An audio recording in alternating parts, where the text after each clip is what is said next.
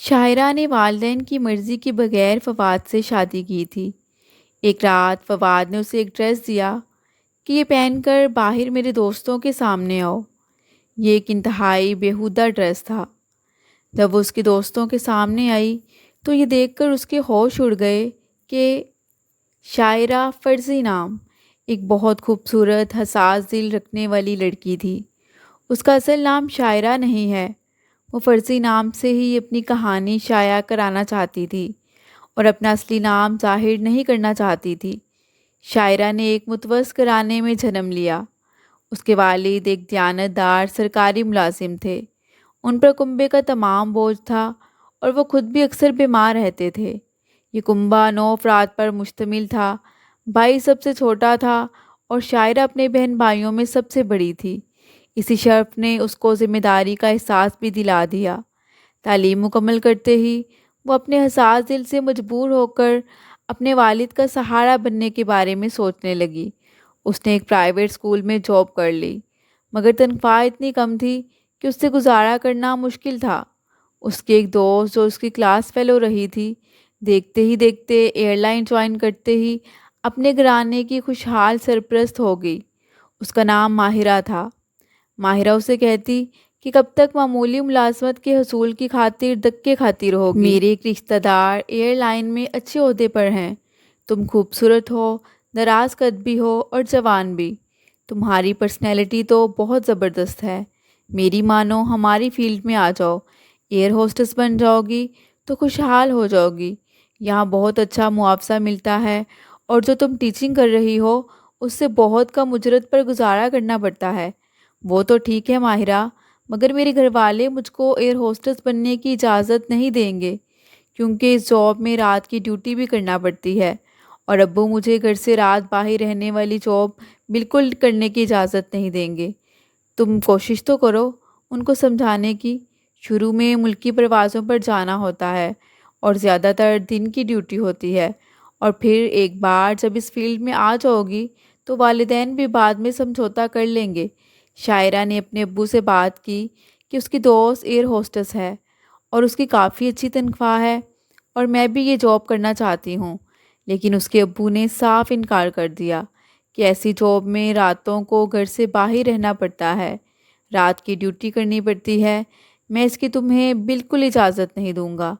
مگر کچھ دن سمجھانے کے بعد شاعرہ نے کسی نہ کسی طرح اپنے والدین کو منا لیا اور ماہرہ کے توسط سے ایئر ہوسٹس بن گئی۔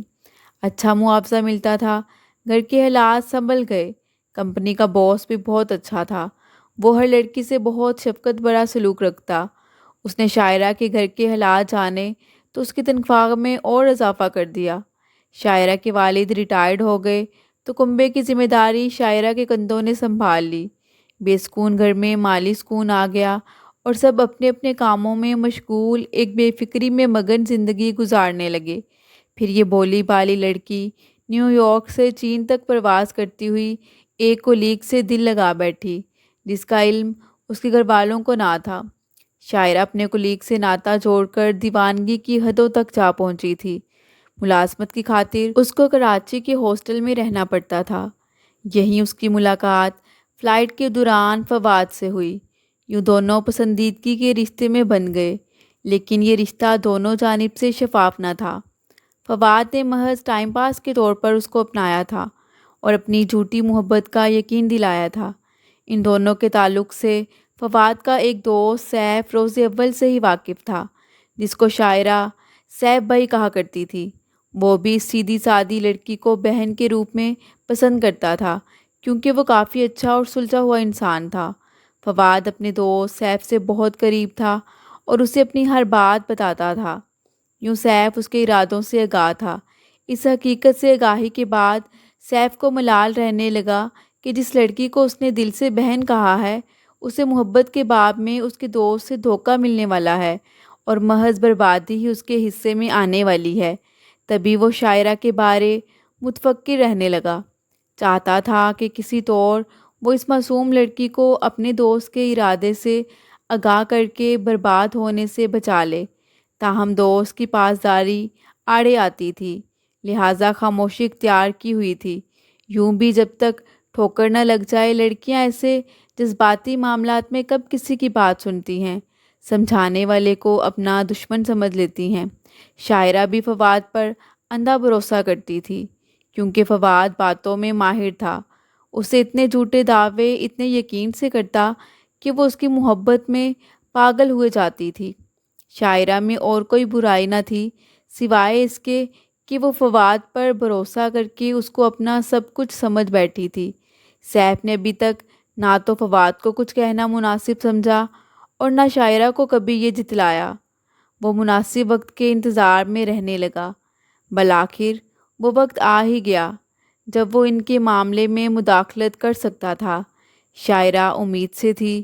جب اس نے یہ خبر فواد کو سنائی تو وہ اب اسے اپنے گلے کی مصیبت سمجھنے لگا۔ وہ اب اس سے کسی طرح بھی جان چھڑانا چاہتا تھا۔ جب فواد نے شاعرہ کے ساتھ بے رخی برتنا شروع کر دی، کئی دن تک وہ اس کی کال نہ اٹھاتا اور نہ میسیجز کا کوئی جواب دیتا۔ وہ کبھی کسی نمبر سے تو کبھی کسی نمبر سے اس کو کال کرتی، مگر وہ تھا کہ پتھر کا ہو چکا تھا۔ شاعرہ بہت پریشان تھی کہ آخر فواد کو ہو کیا گیا ہے۔ اتنی محبت کے دعوے کرنے والا شخص اچانک سے اس قدر بدل گیا۔ وہ اپنی پریشانی گھر میں بھی کسی کو نہ بتا سکتی تھی۔ شاعرہ شدید احساس اہانت کا شکار رہنے لگی، تو ایک روز سیف کے سامنے اس نے اپنا دل کھول کر رکھ دیا۔ خوب روئی اور فواد کی بے رخی کا شکوہ کرنے لگی کہ آپ تو اس کے دوست ہیں بھائی، آپ ہی اس کو کچھ سمجھائیں۔ سیف اسی لمحے کا منتظر تھا۔ اس نے شاعرہ کو تسلی دی کہ وہ اس کی ضرور مدد کرے گا اور وعدہ کیا کہ وہ فواد کو راہ راست پر لے آئے گا۔ اس نے دوست سے بات کی، اسے کافی سمجھایا اور شاعرہ کے ساتھ شادی کرنے کو کہا۔ اسی بات سے تو فواد بدکتا تھا۔ وہ صرف اچھا وقت گزار کر اپنی دوست لڑکیوں کو بیچ مجھدار میں چھوڑ دیا کرتا تھا، اور جو لڑکی اسے شادی کے لیے اصرار کرتی اس سے کنارہ کش ہو جاتا تھا۔ اس کو اس کھیل میں بہت لطف ملتا تھا۔ نت نئی لڑکیوں سے دوستی اس کا پسندیدہ مشغلہ تھا۔ سیف اس کی عادت سے واقف تھا۔ اس نے پھر بھی اسے سمجھانے کی بہت کوشش کی۔ فواد نے اس کی نصیحتیں ایک کان سے سنی اور دوسرے سے اڑا دیں۔ وہ دوست کی باتوں کا مذاق بنا رہا تھا۔ اس نے سیف سے کہا کہ تم تو جانتے ہو کہ میں ایسا ہی ہوں اور مجھ میں تمہاری نصیحتوں کا کوئی اثر نہ ہوگا۔ اس سے مایوس ہو کر سیف اس کے گھر چلا گیا۔ فواد کی والدہ اس کو اپنے بیٹے کی طرح چاہتی تھی، لہٰذا اس نے خالہ جی سے بات کی اور انہیں فواد اور شاعرہ کے بارے میں بتایا۔ وہ خود پریشان ہو گئیں کہ ان کا بیٹا ابھی بھی اپنی پرانی روش پہ چل رہا ہے، جبکہ وہ ماں کے سامنے بڑا فرمانبردار بیٹا بن کر کہتا تھا کہ وہ اب بدل چکا ہے۔ سیف آخر ایک روز شاعرہ کو لے کر خالہ جی کے حضور پہنچا۔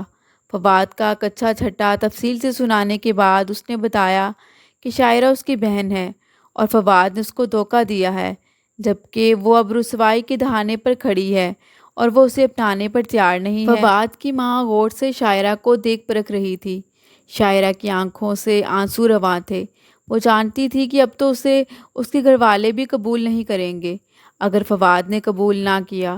شاعرہ کی معصومیت اور اس کی اپنائیت سے خالہ سمجھ گئیں کہ لڑکی بہت اچھی فطرت کی اور شریف گھرانے کی ہے۔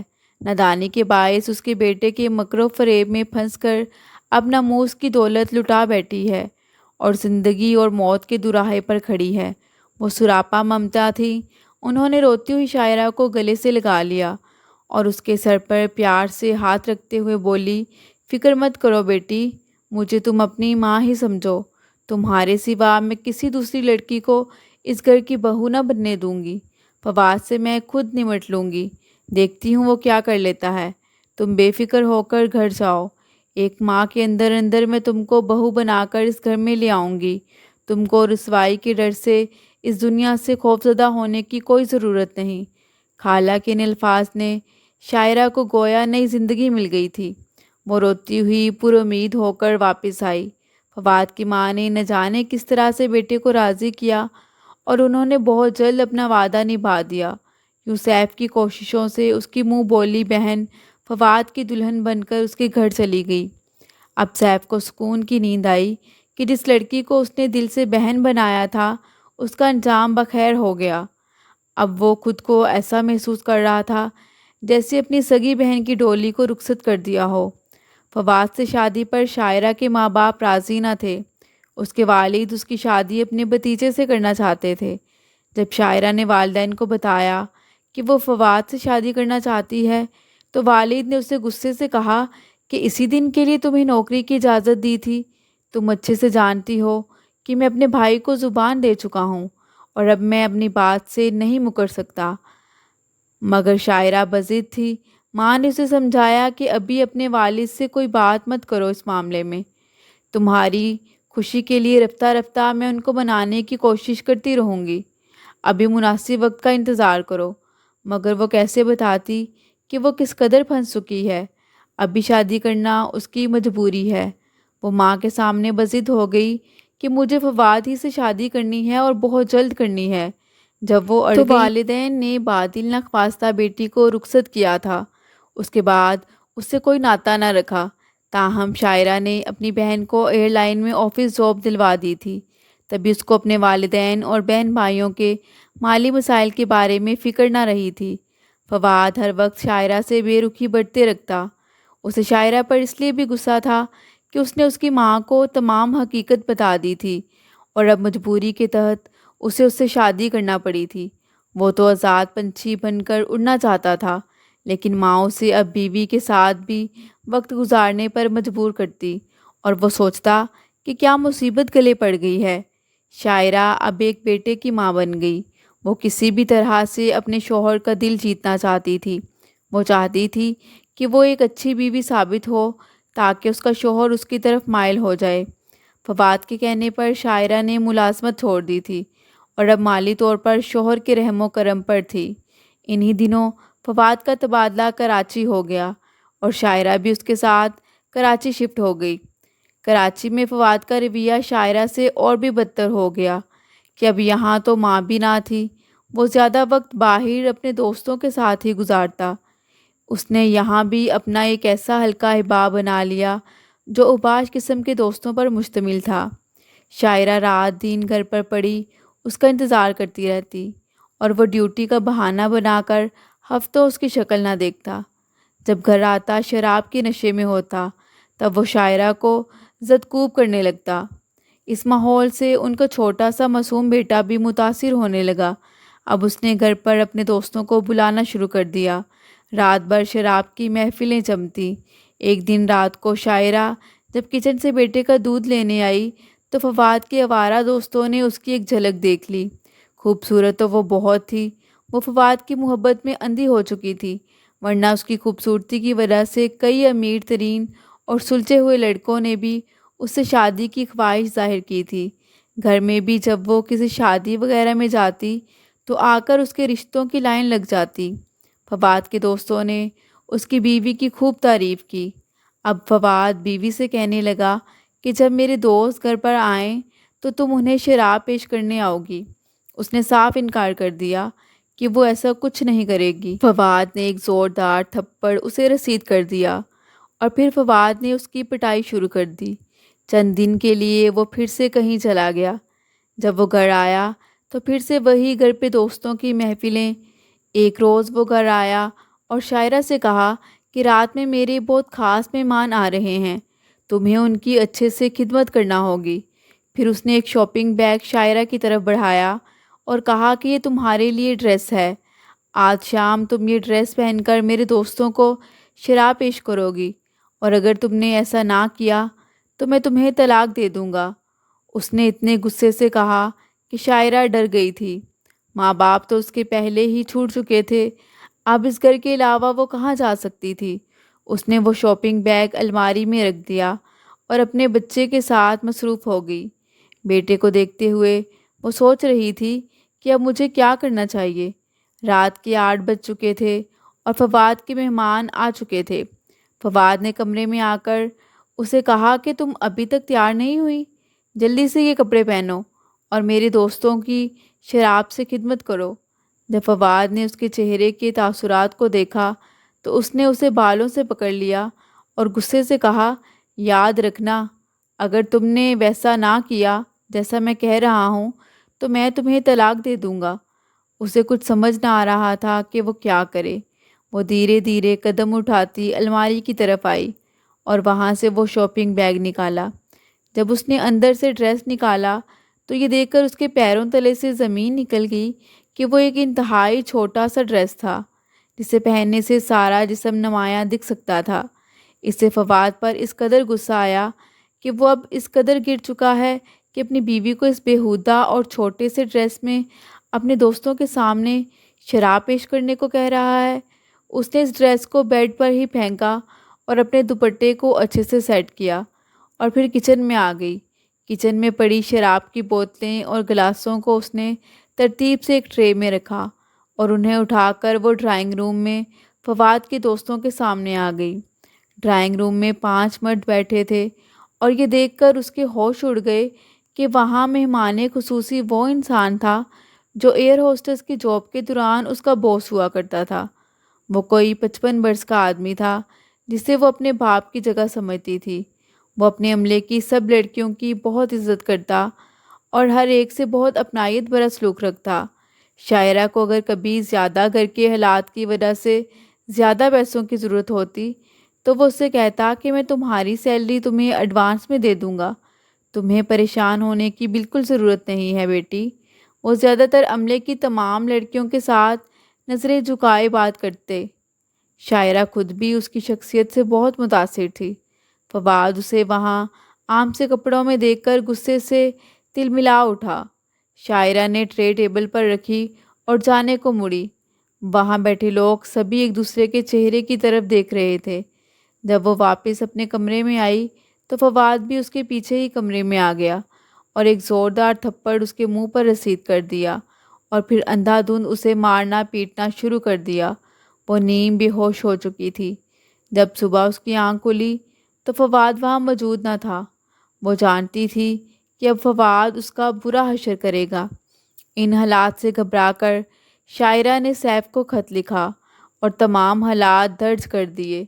سیف نے اعلیٰ افسران سے مل کر فواد کا تبادلہ کراچی سے لاہور کروا دیا۔ یہاں آ کر اپنی ماں کے لحاظ سے فواد چند دنوں تک تو ٹھیک رہا، لیکن جس مرد کو باہر کی رنگینیوں کو چسکا پڑ چکا ہو، اس کا دل گھر میں اپنی شریف بیوی سے نہیں لگتا، خواہ وہ کتنی ہی خوبصورت اور وفادار کیوں نہ ہو۔ شاعرہ اس کے لیے راہ کے کانٹے کے سوا کچھ نہ تھی۔ پھر وہ زبردستی اس کی بیوی بنی تھی۔ اس کے دماغ میں یہ بات کانٹے کی طرح چبھتی تھی کہ ماں کی مداخلت کی وجہ سے وہ اس طوق کو گلے میں ڈالنے پر مجبور ہوا تھا، ورنہ وہ آزاد ہوتا اور پہلے جیسی عیاشی کرتا۔ لاہور شہر جو خوبصورتی کا مرکز تھا، یہاں فلم اور ڈرامہ انڈسٹری کی رنگین دنیا شباب پر تھی۔ فواد کے کچھ دوست فلم اور ڈرامہ انڈسٹری سے وابستہ تھے۔ ان کے طفیل وہ اکثر وہاں مختلف فلموں کی شوٹنگ دیکھنے جایا کرتا تھا۔ اسی دوران کچھ ایکسٹرا لڑکیوں کے چکر میں پڑ کر وہ پہلی سی روش پر نکل پڑا اور اپنی بیوی کو بالکل ہی بھول بیٹھا۔ وہ دیر سے گھر لوٹتا اور نشے میں دھند ہوتا۔ گھر آ کر بھی کئی لڑکیوں سے بیہودہ باتیں کرتا۔ کچھ دیر تو شاعرہ برداشت کرتی رہی۔ جب اس کی برداشت جواب دے گئی تو تنگ آ کر ایک روز شاعرہ نے احتجاج کیا۔ اس احتجاج کا یہ نتیجہ نکلا کہ اس نے بیوی کو مار پیٹ کر بیٹے سمیت گھر سے نکال دیا۔ دل شکستہ شاعرہ چند دن ایک سہیلی کے گھر رہی اور پھر وہاں سے فواد کے ماموں کے گھر چلی گئی تاکہ ان کو اپنی بپتا سنا کر فواد کو راہ راست پر لانے کا کہے۔ ماموں نے اس کی مدد کی حامی بھر لی کہ وہ ضرور بھانجے کو سمجھائے گا۔ انہوں نے فواد کو لاہور سے بلا بھیجا۔ وہ آیا اور شاعرہ کے ساتھ رہنے سے صاف انکار کر دیا۔ وہ ماموں کی موجودگی میں ہی بیوی کو طلاق دے کر چلا گیا اور کہا کہ اب یہ میری جان چھوڑ دے اور اس بات کو سمجھ جائے کہ میں اس کے ساتھ نہیں رہنا چاہتا۔ شاعرہ کے پاس اب کوئی ٹھکانہ نہ تھا۔ اس نے سیف کو اپنے حالات سے آگاہ کر دیا۔ اب شاعرہ کے دل میں انتقام کی آگ بھڑک اٹھی تھی۔ اس نے کیا کچھ نہیں اس کے لیے کیا تھا، اپنے ماں باپ کو چھوڑا، اپنی جاب چھوڑی۔ اب اس کو پچھتاوا ہو رہا تھا کہ اسے جاب نہیں چھوڑنی چاہیے تھی، کہ آج اس کے لیے اپنا اور اپنے بیٹے کا پیٹ بھرنے کے لیے بھی پیسے نہ تھے۔ وہ فواد کو کسی طور سبق سکھانا چاہتی تھی۔ جب اس نے سیف سے اس بارے میں بات کی تو اس نے اسے سمجھایا کہ یہ تمہارے بس کی بات نہیں ہے، کورٹ جا کر بھی کیا کرو گی، تم کو انصاف نہیں ملے گا۔ پھر اس نے تم کو طلاق بھی دے دی ہے، الٹا وہ بیٹے کے حصول کا کیس کر دے گا۔ فیصلہ تمہارے حق میں ہو بھی گیا تو کیس کی خواری اور اخراجات کہاں تک بھگتو گی؟ وہ نہ مانی، دھمکی دی کہ اگر تم نے میری مدد نہ کی تو میں خود جا کر وکیل کر لوں گی یا پھر اس کے گھر میں گھس کر فواد کی جان لے لوں گی۔ تب سیف اس کو بچے سمیت لاہور لے آیا اور شاعرہ کو ایک ہوٹل کے کمرے میں بٹھا کر فواد کی طرف چلا گیا۔ حالانکہ اب فواد سے رابطہ بھی لا حاصل تھا۔ جب وہ فواد سے ملا تو اس نے صاف کہہ دیا کہ وہ طلاق دے چکا ہے، اب اس کا شاعرہ سے کوئی تعلق نہیں ہے۔ سیف نے دیکھا کہ وہ گھر میں تنہا نہیں ہے، وہاں ایک لڑکی بھی تھی۔ یہ ایک ایکسٹرا تھی جس کو اس نے ان دنوں اپنے ساتھ رکھا ہوا تھا۔ اس نے واپس ہوٹل آ کر شاعرہ کو تمام ماجرا سنایا اور کہا کہ بحیثیت بھائی تم سے گزارش کرتا ہوں کہ ادھر ادھر بھٹکنے کی بجائے یا تو اپنے والدین کو منا کر ان کے پاس چلی جاؤ یا پھر میرے گھر چلو، میری والدہ اور بہنوں کے درمیان رہو، وہاں تم کو کوئی تکلیف نہ ہوگی۔ نہ جانے کیوں شاعرہ کے دل میں اب بھی فواد کی محبت تھی یا نفرت، یا پھر وہ پاگل تھی۔ شاعرہ نے کہا کہ میں لاہور سے دور نہیں رہنا چاہتی، فواد اس شہر میں ہے تو میں بھی اسی شہر میں رہ کر اس سے انتقام لوں گی۔ اس نے سیف کے ساتھ جانے سے منع کر دیا۔ جب وہ لاہور چھوڑنے پر راضی نہ ہوئی تو سیف اس کو کچھ رقم دے کر اور دوبارہ آنے کا کہہ کر چلا گیا۔ یہ بھی کہا کہ جب جی چاہے میرے گھر آ سکتی ہو، میرے گھر کے دروازے تمہارے لیے ہمیشہ کھلے ہیں۔ سیف کا خیال تھا کہ کوئی ٹھکانہ نہ ہونے کی وجہ سے وہ جلد ہی اس کے گھر واپس آ جائے گی، لیکن شاعرہ نے ایسا نہیں کیا۔ وہ ہوٹل سے اپنی سہیلی کے گھر چلی گئی جس کے گھر پہلے بھی کچھ دن رہ چکی تھی۔ یہ لڑکی رافی پہلے ایئر ہوسٹس تھی اور اب ماڈلنگ کا پیشہ اختیار کر لیا تھا۔ حالات اور فواد کی بدسلوکیوں اور بے وفائی نے اگرچہ شاعرہ کا رنگ روپ ماند کر دیا تھا، لیکن وہ اب بھی لاکھوں میں ایک تھی۔ رافی نے بھی اس کو ڈھارس دی، جینے کے رستے دکھائے۔ اس نے سمجھایا کہ فواد کے پیچھے بھاگنے یا اس کی جان لینے سے بہتر ہے کہ اس کو کسی دوسرے طریقے سے شکست دو۔ تم اگر فواد کو قتل کرو گی تو وہ مر جائے گا اور کچھ نہیں۔ اصل انتقام یہ ہے کہ تم اس کو زندہ رکھ کر تکلیف دو اور اسے تڑپاؤ۔ تم ماڈلنگ کی طرف آ جاؤ، روپیہ کماؤ اور فواد کو بھی حسد کی آگ میں جلاؤ۔ یوں وہ دل شکستہ شاعرہ کو ایک پر رونق دنیا میں کھینچ لائی۔ اس نے ماڈلنگ شروع کر دی، روپیہ پیسہ آنے لگا تو رنگ روپ بھی نکھرنے لگا اور وہ پھر سے پہلے والی خوبصورت شاعرہ دکھنے لگی۔ اس کی خوبصورتی کی وجہ سے ایک ڈائریکٹر نے اسے ڈرامے میں رول کی پیشکش کی اور یوں اپنی خوبصورتی اور انتھک محنت کی بنا پر کئی ڈراموں میں بہترین کردار ادا کرنے لگی اور پھر اس نے فلم لائن کو بھی اپنا لیا۔ جلد ہی وہ دو ایک مخلص ڈائریکٹرز کی بدولت فلم سازوں کی نظر میں آ گئی۔ انہی کے کہنے پر اس نے رقص اور موسیقی سے واقفیت کے لیے دونوں فنون کی تعلیم حاصل کرنا شروع کر دی اور ایک سال کے اندر اندر اس میدان میں چھا گئی۔ شروع میں اس کو اداکاری میں دشواری محسوس ہوئی تھی، مگر بعد میں جب اس نے روز و شب محنت کی تو ایک نامور اداکارہ کے طور پر پہچانی جانے لگی۔ ایک دن آیا کہ وہ ملک کی نامور اور بڑی ہیروئنوں میں شمار ہونے لگی۔ کئی شوز میں اس کو مہمان خصوصی کے طور پر مدعو کیا جانے لگا۔ اس کی شہرت نے فواد کی نیندیں حرام کر دیں۔ اس کو شاعرہ کی کمزوری معلوم تھی۔ اس نے اپنے بیٹا اسے لے لیا اور بچے کو اپنی ماں کی گود میں دے دیا۔ مگر اب فواد بے بسی سے ہاتھ ملتا کہ یہ میں نے کیا ستم کر دیا۔ وہ اب اس کا حسن دیکھ کر تڑپ جاتا کہ یہ حسن جو میری ملکیت تھا، اس کے جلوے سرعام لوگوں کی تفریح کے لیے ہو گئے ہیں۔ وہ جو میرے کہنے پر ملازمت چھوڑ کر برقع بھی لینے لگی تھی، اس کو سرعام رقص کے لیے مجبور کر دیا۔ ایک بار جب سیف سے اس کی ملاقات ہوئی تو اس نے اسے کہا کہ شاعرہ نے یہ مجھ سے کیسا انتقام لیا ہے۔ اس نے سیف سے دوبارہ رابطہ کیا اور کہا کہ اپنی منہ بولی بہن کو سمجھاؤ کہ ایک بار مجھ سے رابطہ کر لے، میں اس سے معافی مانگنا چاہتا ہوں، میں عمر بھر اس شخص کو معاف نہیں کر سکتی۔ سیف کو شاعرہ نے یہی جواب دیا تھا۔ وہ مرد جو ہر لڑکی کے پیچھے دیوانہ ہو اور اپنی باوفا بیوی کی قدر نہ کرے، جس نے مجھے اس قدر ذلیل کیا کہ مجھ سے میرا سب کچھ چھین لیا، وہ میرے نزدیک اس لائق ہی نہیں کہ اس سے رابطہ تو دور اس کی شکل بھی دیکھوں۔ یہ سچ ہے کہ جھوٹ، خدا جانے اب فواد کس حال میں ہے، یا ابھی تک وہ اپنی سابقہ بیوی کو یاد کر کے روتا ہے یا نہیں، لیکن یہ ایک حقیقت ہے کہ شاعرہ کے دل میں اب تک اس کی محبت باقی ہے۔ آج بھی جب بھی وہ اپنی شادی کی تصویروں کا البم نکالتی ہے تو اس میں سے وہ تصویریں جو ایئر ہوسٹس کی جاب کے دوران اس نے فواد کے ساتھ لی تھیں دیکھ کر انہیں دل سے لگا کر رو پڑتی ہے اور کہتی ہے کہ اس سے اچھا کوئی ماضی نہیں جیسا میرا ماضی تھا۔ عورت بھی کتنی بڑی پہیلی ہے کہ جس کو سمجھنا ہر کسی کے بس کی بات نہیں۔